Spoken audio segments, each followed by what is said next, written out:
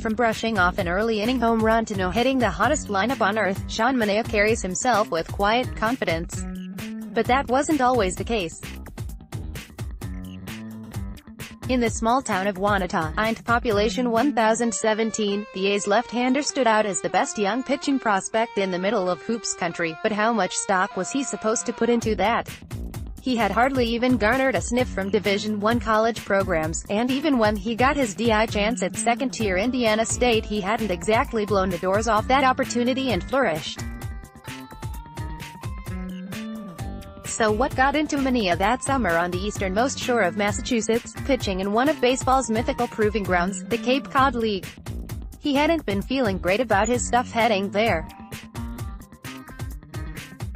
It was hard for Manaea to see how his fastball, which sat around 88 to 92 miles per hour at the time, would find success against the likes of players like Aaron Judge, Kyle Schwarber, and the other top collegians who assemble in Cape Cod each summer. For me it was like, don't embarrass yourself and be one of those guys who comes here for 2 weeks and gets cut, Manaea said. I didn't want to be one of those guys, but on June 14, 2012, when he took the mound for the Hyannis Harbor Hawks for the first time that summer, Manaea underwent a transformation. I don't know what happened, he said. But I saw like 95 to 96 on the radar gun and thought, where the hell did that come from? He immediately put that heat to good use, striking out 8 batters and everything began to flow. Not only did he last well beyond the 2 weeks, he dominated the Cape Cod League for 2 full months, setting a new strikeout record, 85 in 57 and a third innings, en route to being named the league's top prospect over the Judges and the Schwarbers. In case he needed confirmation that his velocity was up in a big way, Manaea hit 98 on the radar gun while in Cape Cod. Up to was his confidence. No longer just a big fish in a small pond dominating hitters around Indiana and the Missouri Valley.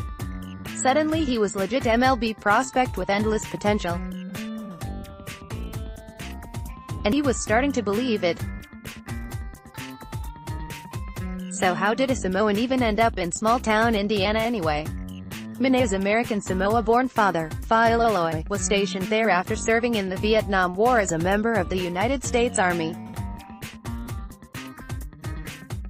Fa'aloloi met his wife, Opal, in another nearby small town of Knox. The two raised Sean and his older brother, Dane, in Wanatah. Fa'aloloi worked in a steel mill for 35 years and Opal worked in a can factory before they both retired in 2006. It's where the teenagers go for fun on Friday nights, Manaea joked. From Little League through high school, Manaea dominated as a pitcher. The lefty attended South Central High School for 3 years before transferring to Andrean High, where he led the 59ers to a state championship his senior year. He was named to the All-Indiana team at both, but even with the impressive numbers he put up, Manaea went undrafted in 2010. Not only did Manaea go undrafted, there wasn't even much interest from colleges outside of a couple of Division II schools. Manaea had trouble keeping his grades up in school. But Rick Heller, who was the coach at Indiana State at the time, along with pitching coach Tyler Herbst, saw something in Manaea. Sean had the physical attributes. Long arms, tall, left-handed, said Heller, who is now the head coach at Iowa University. He wasn't a hard thrower coming out of high school, maybe 84 to 85 miles per hour. He didn't have great command of any of his pitches. I just remember saying if this kid comes in and has a good attitude and great work ethic with aptitude, he can pitch in the big leagues. But if he doesn't, he might not even pitch for us. The work ethic was there. A skinny, 6'5" Manaea showed up his freshman year around 180 pounds and put on 20 pounds of solid muscle by the end of fall. Manaea was also a sponge, willing to soak up as much knowledge as he could from his coaches. He was open to an idea from Herbst to change the way his body moves on his delivery in order to repeat the angle on his fastball more fluidly. These changes upped Manaea's fastball to 90 miles per hour, which enabled him to earn playing time his freshman season as opposed to redshirting. He went 5-5 with a 4.32 ERA and team-high 82 strikeouts in 15 starts as a freshman. Then 5-3 with a 3.34 ERA and 115 strikeouts in 17 starts as a sophomore. It was his junior year when he returned from conquering the Cape Cod League and left scouts raving about him. But with that increased profile also came immense pressure. A flood of agents hounded Manaea upon his return to Indiana State. Scouts began comparing Manaea to now Red Sox ace Chris Sale and penciling him in as a future no. 1 pick in the draft. He signed with Scott Boras. A 20-year-old kid coming from a town of about 1,000 people where everyone knows each other, this was all uncharted waters. All of a sudden there's all this added pressure and stress, Heller said. Sean is a happy-go-lucky kid. He had to learn to deal with all that and be accountable in a way he never had to before. Sean had to turn into an adult. Manaea admitted the extra pressure got to him at times on the mound.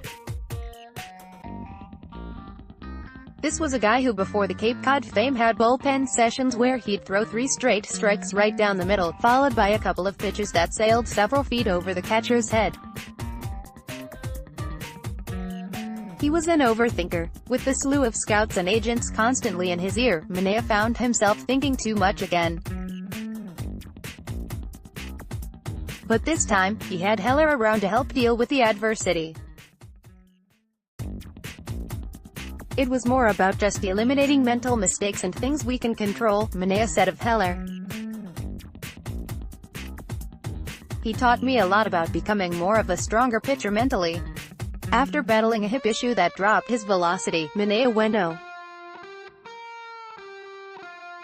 0-34 overall to the Kansas City Royals in the 2013 draft. Then he made his way to Oakland in a 2015 trade that nabbed the A's Manaea and right-hander Aaron Brooks in exchange for Ben Zobrist. Manaea was solid, but up and down in his first 2 seasons in the big leagues.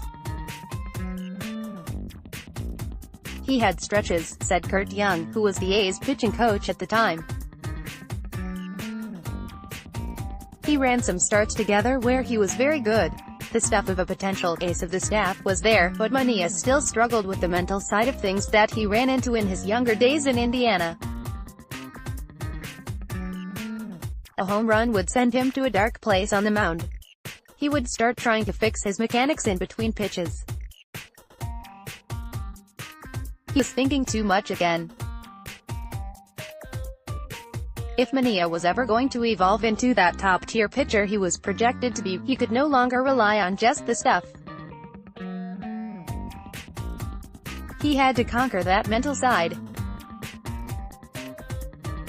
Following a 2017 season that saw him go 12-10 with a 4.37 ERA, Manaea entered the offseason no longer just trying to work out all the time.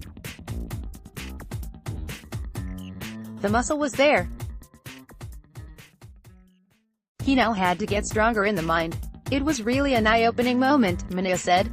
I realized I wasn't really preparing myself. I was going out doing my thing and hoping skills would help me out. Something had to change and I started doing video work, along with studying video. Manaea also did a lot of visualizing. He started picturing himself pitching well in front of thousands of people. He even imagined himself in specific scenarios. It was mostly for when that moment does come. You're not surprised, Manaea said. It's why he remained so calm in the ninth inning of his no-hitter earlier this season against the Boston Red Sox. Last year's Manaea would have panicked in such a situation, but that visualization made sure he wasn't surprised to find himself in that spot. "I was just super relaxed the entire time," he recalled. Manaea is now sure of how great he could be. "This isn't just a one-year wonder you were watching in 2018. At only age 26, Heller wouldn't put past his former pitcher from throwing another no-hitter down the line. And Manaea now knows, in the wake of that first big league no-no, what the next level of confidence looks like. "Mike Trout sent me a DM on Twitter congratulating me," he said. "That was pretty cool.